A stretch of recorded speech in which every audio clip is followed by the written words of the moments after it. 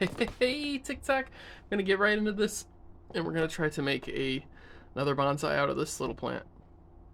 I think it's gonna come out great, but we'll see.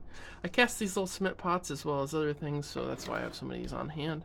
But I do have other bonsai pots and other bonsais, and I'll be showing those in later videos, including one that's about 20 years old.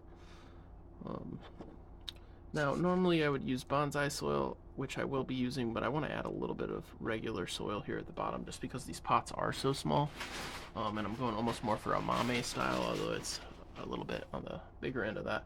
Mame means bean, and typically those are smaller pots. There's actually like designation sizes for it, and I think it's like anything under 3 inches. But again, don't quote me on that because I like to do more than try to memorize all the details and definitions. I have more fun that way. At any rate, I'm filling up the rest of this and making an absolute mess with bonsai soil.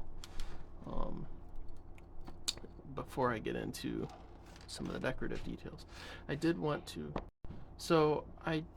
get into making a series about bonsais, but essentially it's an art form, and you can and frequently what nurseries will do is actually grow trees in pots, like big nursery pots first, and then eventually train them down.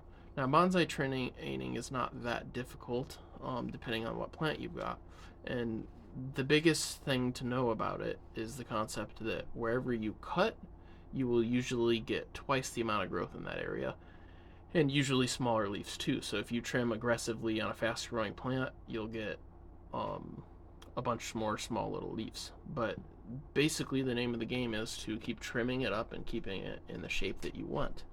Now, I'm just about wrapped up with this little guy before I'll be putting a soil covering on this. And you don't have to put soil coverings on everything, and sometimes you don't want to.